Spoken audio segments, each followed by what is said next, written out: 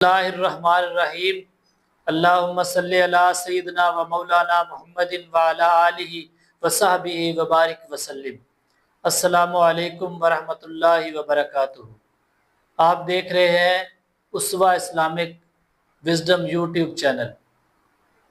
الحمدللہ سیرت النبی کورس کے حوالے سے آج ہمارا دوسرا سبق ہے۔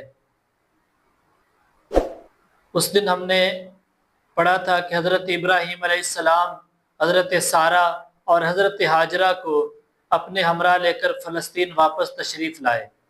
پھر اللہ تعالیٰ نے حضرت ابراہیم علیہ السلام کو حضرت ہاجرہ علیہ السلام کے بطن سے ایک فرزند ارجمند حضرت اسماعیل علیہ السلام عطا فرمایا، لیکن اس پر حضرت سارہ کو جو کہ بے اولاد تھی ان کو یہ بات بڑی ناگوار گزری، اور انہوں نے حضرت ابراہیم علیہ السلام کو مجبور کیا کہ وہ حضرت ہاجرہ علیہ السلام کو ان کے نوزائیدہ بچے سمیت جلا وطن کر دے۔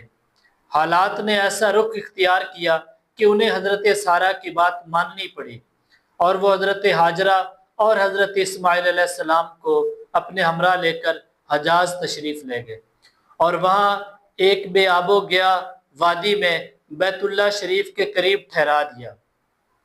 اس وقت وہاں پر بیت اللہ شریف نہیں تھا، صرف ٹیلے کی طرح ابری ہوئی ایک زمین تھی۔ سیلاب آتا تھا تو وہ دائیں بائیں سے کترا کر نکل جاتا تھا۔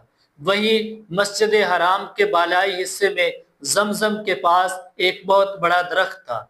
آپ نے اسی درخت کے پاس حضرت ہاجرہ اور حضرت اسماعیل علیہ السلام کو چھوڑا تھا۔ اس وقت مکہ میں نہ پانی تھا اور نہ ہی کوئی انسان، اس لیے حضرت ابراہیم علیہ السلام نے ایک توشہ دان میں کھجور اور ایک مشکیزے میں پانی رکھ دیا۔ اس کے بعد فلسطین واپس چلے گئے، لیکن چند ہی دن میں وہ کھجور اور پانی ختم ہو گیا اور ان کو سخت مشکل پیش آئی، مگر اس مشکل وقت پر اللہ کے فضل سے زمزم کا کنواں پھوٹ پڑا اور ایک عرصہ تک کے لیے سامان رزق اور متاع حیات بن گیا۔ کچھ عرصے بعد یمن سے ایک قبیلہ آیا جسے تاریخ میں جذام ثانی کہا جاتا ہے۔ یہ قبیلہ حضرت اسماعیل علیہ السلام کی ماں سے اجازت لے کر مکہ میں ٹھہر گیا۔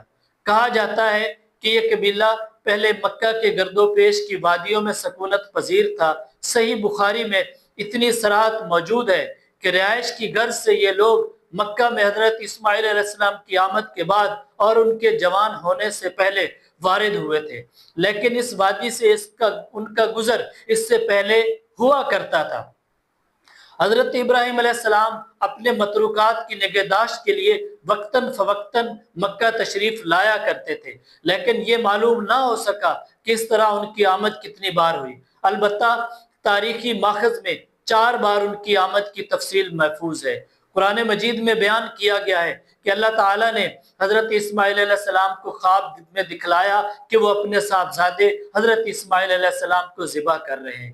یہ خواب ایک طرح کا حکم الہی تھا، اور باپ بیٹے دونوں اس حکم الہی کی تعمیل کے لیے تیار ہو گئے، اور جب دونوں نے سر تسلیم خم کر دیا اور باپ نے بیٹے کو پیشانی کے بل لٹا دیا تو اللہ نے پکارا، اے ابراہیم تم نے خواب کو سچ کر دکھایا، ہم نیکوکاروں کو اسی طرح بدلہ دیتے ہیں۔ یقیناً یہ ایک کھلی ہوئی آزمائش تھی، اور اللہ نے انہیں فدیے میں ایک عظیم ذبیحہ عطا فرمایا۔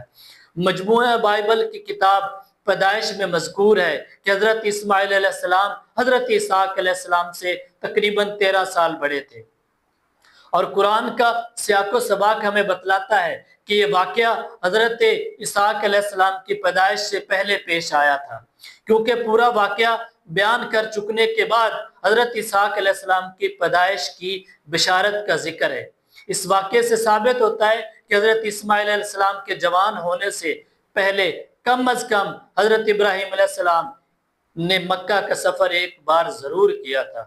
بقیہ 3 سفروں کی تفصیل صحیح بخاری کی ایک طویل روایت میں ہے جو حضرت عبداللہ ابن عباس رضی اللہ تعالیٰ عنہ سے مروی ہے، جس کا خلاصہ یہ ہے کہ حضرت اسماعیل علیہ السلام جب جوان ہو گئے تو جذام سے عربی سیکھ لی اور ان کی نگاہوں میں جچنے لگے، تو ان لوگوں نے اپنے خاندان کی ایک خاتون سے آپ کی شادی کرا دی، اور اسی دوران حضرت ہاجرہ کا انتقال ہو گیا۔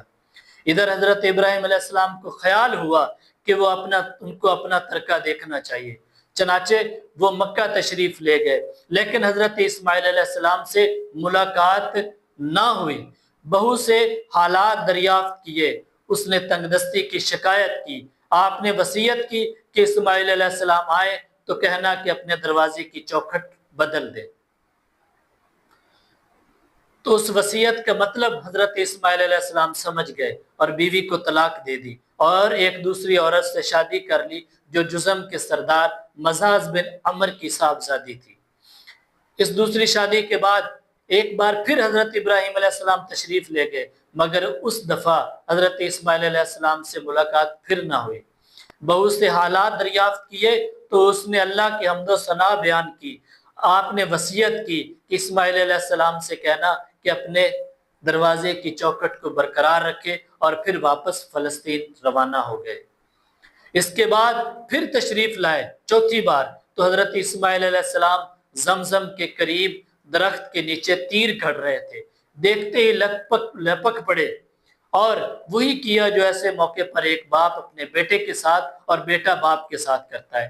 یہ ملاقات اتنی طویل عرصے کے بعد ہوئی تھی کہ ایک نرم دل اور شفیق باپ اپنے بیٹے سے اور ایک اطاعت شعار بیٹا اپنے باپ سے بمشکل اتنی لمبی جدائی برداشت کر سکتا ہے۔ اس دفعہ دونوں نے مل کر خانہ کعبہ کو تعمیر کیا، بنیادیں کھودی اور دیواریں اٹھائیں، اور حضرت ابراہیم علیہ السلام نے ساری دنیا کے لوگوں کو حج کے لیے آواز دی۔ اللہ تعالیٰ نے مزاج کی صاحبزادی سے حضرت اسماعیل علیہ السلام کو 12 بیٹے عطا فرمائے۔ ان کے نام نابت یا نبایوت، ادبائل، مبشام، مسمہ، دوما، میشا، تیما، یتور، نفیس، کدمان۔ ان 12 بیٹوں سے 12 قبیلے وجود میں آئے اور سب نے مکہ میں ہی بود و باش اختیار کی۔ ان کی معیشت کا دار و مدار زیادہ تر یمن اور مصر و شام کی تجارت پر تھا۔ بعد میں یہ قبائل جزیرۃ العرب کے مختلف اطراف میں بیرون عرب بھی پھیل گئے اور ان کے حالات زمانے کی دبیز تاریکیوں میں دب کر رہ گئے۔ صرف نابت اور کیدار کی اولاد اس گمنامی سے مستثنیٰ ہے۔ نبتیوں کے تمدن کو شمالی حجاز میں فروغ اور عروج حاصل ہوا۔ انہوں نے ایک طاقتور حکومت قائم کر کے گرد و پیش کے لوگوں کو اپنا باج گزار بنا لیا۔ بطران ان کا دارالحکومت تھا، کسی کو ان کے مقابلے کی تاب نہ تھی۔ پھر رومیوں کا دور آیا اور انہیں نبتیوں کو قصہ پارینہ بنا دیا۔ مولانا سید سلمان ندوی رحمت اللہ علیہ نے ایک دلچسپ بحث اور گہری تحقیق کے بعد ثابت کیا ہے کہ آل غسان اور انصار یعنی اوس اور خزرج کہتانی عرب نہ تھے، بلکہ اس علاقے میں نابت بن اسماعیل علیہ السلام کی جو نسل بچی کچی رہ گئی تھی وہی تھے۔ قیدار بن اسماعیل کی نسل مکہ میں ہی پھلتی پھولتی رہی، یہاں تک کہ عدنان اور پھر ان کے بعد ان کے بیٹے ماد کا زمانہ آ گیا۔ عدنانی عرب کا سلسلہ نسب صحیح طور پر یہیں تک محفوظ ہے۔ عدنان نبی کریم صلی اللہ علیہ وسلم کے سلسلہ نسب میں 21ویں پشت پر پڑتے ہیں۔ بعض روایتوں میں بیان کیا گیا ہے کہ آپ صلی اللہ علیہ وسلم جب اپنا سلسلہ نسب ذکر فرماتے تھے تو عدنان پر پہنچ کر رک جاتے اور آگے نہ بڑھتے اور فرماتے کہ ماہرین انساب غلط کہتے ہیں، مگر علماء کی ایک جماعت کا خیال ہے کہ عدنان سے آگے بھی نسب بیان کیا جا سکتا ہے۔ انہوں نے اس روایت کو ضعیف قرار دیا ہے۔ ان کی تحقیق کے مطابق عدنان اور حضرت ابراہیم علیہ السلام کے درمیان 40 پشتیں ہیں۔ بہرحال ماد کے بیٹے نزار سے جن کے متعلق کہا جاتا ہے ان کے علاوہ ماد کی کوئی اولاد نہ تھی۔ کئی خاندان وجود میں ہے۔ در حقیقت نزار کے 4 بیٹے تھے اور ہر بیٹا ایک بڑے قبیلے کی بنیاد ثابت ہوا۔ چاروں کے نام یاد، انمار، ربیہ اور مزر ہیں۔ ان میں سے مؤخر و ذکر 2 قبیلوں کی شاخیں اور شاخوں کی شاخیں بہت زیادہ ہوئیں، چنانچہ ربیہ بن اسد بن ربیہ، عنزہ، عبد القیس، وائل، بکر، تغلب اور بنو حنفیہ وغیرہ وجود میں آئے۔ مزر کی اولاد 2 بڑے قبیلوں میں تقسیم ہوئی، قیس اعلان بن مزر اور الیاس بن مزر۔ یہ قیس اعلان سے بنو سلیم بنو حوازن، بنو غطفان اور غطفان سے ابس اور زبیان اور اشجع اور غنی بن اثر کے قبائل وجود میں آئے۔ الیاس بن مضر سے تمیم بن مرہ، حزیل بن مدرکہ، بنو اسد بن خزیمہ اور کنانہ بن خزیمہ کے قبائل وجود میں آئے۔ پھر کنانہ سے قریش کا قبیلہ وجود میں آیا، یہ قبیلہ فہر بن مالک بن نضر بن کنانہ کی اولاد ہے۔ پھر قریش بھی مختلف شاخوں میں تقسیم ہو گئے۔